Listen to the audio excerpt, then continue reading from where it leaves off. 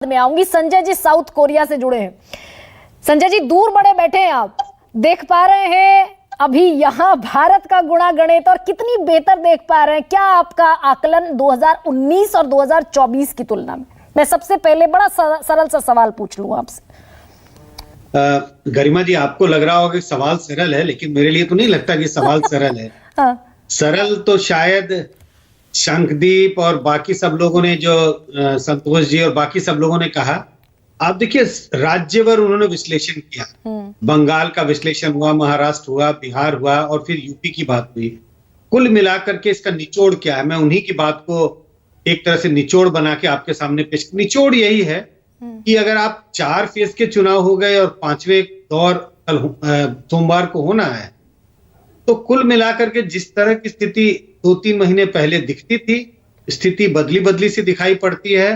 हर राज्य में कमोबेश स्थिति बदली हुई दिख रही है।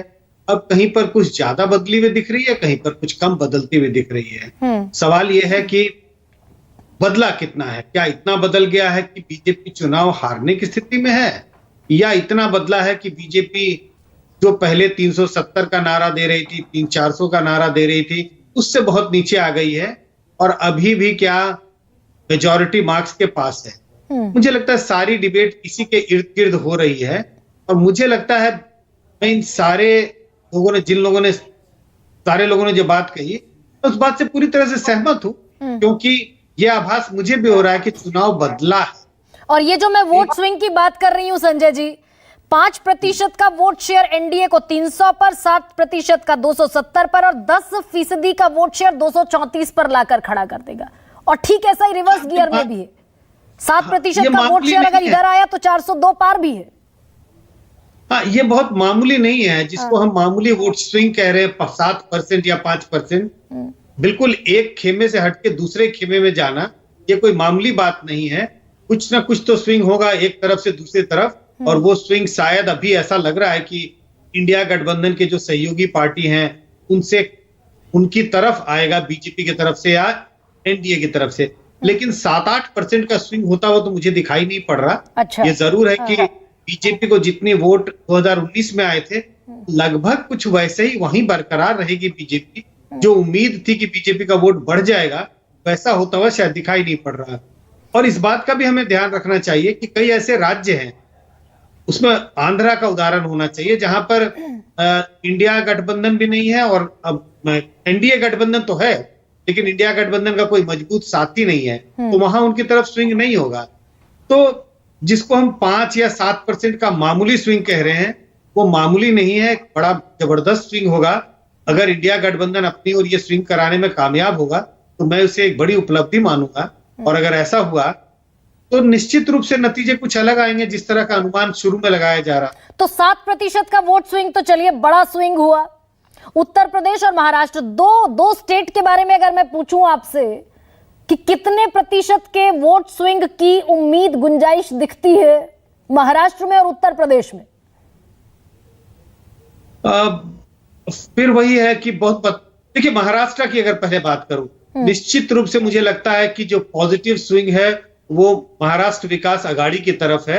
उनको फायदा होता हुआ दिखेगा। अगर हम 2019 के चुनाव से तुलना कर रहे हैं, निश्चित रूप से उनको फायदा है।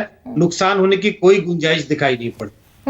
अगर यूपी की बात करें तो यूपी में बहुत भारी कोई नुकसान होता हुआ बीजेपी को मुझे दिखाई नहीं पड़ रहा है। मैं 2019 के चुनाव की से तुलना कर रहा हूं। 62 सीटें बीजेपी को आई थी और उनके सहयोगियों को 2 सीटें थी। 64 सीटों पर बीजेपी और उसके सहयोगी 2019 के चुनाव में खड़े थे। ये जरूर है कि एक समय लगता था कि शायद बीजेपी की आंधी चलेगी, और खासकर राम मंदिर के प्राण प्रतिष्ठा कार्यक्रम जब 22 जनवरी को हुआ उसके बाद वैसी स्थिति नहीं है।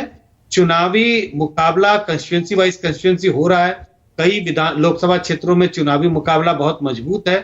तो बीजेपी स्ट्रगल करती हुई दिख रही है। स्ट्रगल का मतलब मैं ये नहीं कह रहा कि बीजेपी चुनाव हारती हुई दिख रही है। हाँ, लेकिन जैसी उनकी और सवाल ये भी है कि भाई ओपोनेंट में कितनी ताकत है। संदीप, हम बहुत बार जिक्र कर रहे हैं कि भाई वोट स्विंग हो रहा है, मराठाओं की नाराजगी है, इसीलिए शरद पवार और उद्धव ठाकरे को न्योता है। लेकिन ओपोनेंट खेमा, विपक्षी खेमा, वो जो स्विंग, वोट स्विंग जिसका जिक्र कर रहे हैं, इधर से छिटकेगा तो इधर आएगा। ये इस बात के प्रति विपक्षी खेमा आश्वस्त है, तो क्यों आश्वस्त है? शिवसेना टूट गई, उद्धव ठाकरे की शिवसेना के 2 टुकड़े हो गए, अजीत पवार की एनसीपी के 2 टुकड़े हो गए, शरद पवार इधर खड़े हुए हैं। देखिए, अब जो अंतिम चरण है या जहाँ 13 सीटों पर चुनाव है, हम उनसे ही बात करेंगे तो ज्यादा बेहतर होगा, क्योंकि पहले का चुनाव तो काफी कट्टर करा। अभी दरअसल जैसे हम बात करें नासिक की, तो नासिक सीट पर जो शिवसेना यानी एकनाथ शिंदे ने जबरदस्ती सीट हासिल की, उनके कैंडिडेट बहुत ही मुश्किल में नजर आते हैं। वहां पर एक और शांतिगिरी महाराज खड़े हो गए, और जो उद्धव ठाकरे की तरफ से जो कैंडिडेट दे गए वो बड़े मजबूत नजर आते हैं। पालघर की जो सीट की बात करें तो वहां भी खींचतान है, क्योंकि वहां पर जो बहुजन विकास अघाड़ी हितेन ठाकुर की रहती थी वो अब एक तरीके से मैदान में डटी हुई है, तो वहां वोटों का बंटवारा है। फिर हम आते हैं ठाणे और कल्याण। तो कल्याण की सीट श्रीकांत शिंदे उनके बेटे लड़ रहे हैं, तो वो बेहतर सीट है, लेकिन ठाणे में उन्होंने जो कैंडिडेट दिया नरेश मस्के वो बड़े कमजोर नजर आते हैं, और यहां उद्धव ठाकरे की पार्टी जीत सकती है। मुंबई में बड़ा दिलचस्प मुकाबला है, क्योंकि मुंबई में भी एकनाथ शिंदे ने जबरदस्ती सीटें हासिल की और 3 सीटें ली हैं, और उन तीनों सीटों पर उनके जो उम्मीदवार है बड़े कमजोर से नजर आते हैं। जहां दक्षिण मुंबई की बात करें तो यामिनी जाधव हैं, इसके अलावा राहुल शिवाले थोड़े मजबूत है, पर जो रविंद्र वायकर है वो तो खुद ही कह चुके कि मैं जेल जा रहा था, मजबूरी में मैं दूसरी तरफ आ गया। ऐसा बयान चुनाव के 2 दिन पहले यदि कोई देता है तो समझिए कि उनकी क्या हालत है। तो ये सारी ग्राउंड रिपोर्ट ऐसे संदीप, ये सारा बीजेपी के इंटरनल सर्वे में भी खबरें इस तरह की भी हैं कि बीजेपी का इंटरनल सर्वे आया, और ये सारी चीजें बीजेपी को मालूम है, इसीलिए राज ठाकरे जिनकी कोई राजनीतिक जमीन महाराष्ट्र में नहीं है उन तक को अप्रोच किया गया। जी बिल्कुल, राज ठाकरे को न केवल अप्रोच किया गया बल्कि उनको गठबंधन में शामिल किया, सीट नहीं दी। लेकिन राज ठाकरे का बहुत फायदा होगा, मुझे इसमें थोड़ा शक है, बल्कि ऐसा ना हो कि चुनाव उल्टा हो जाए उत्तर भारतीय पट्टी में। उत्तर भारतीय बहुत नाराज रहता है।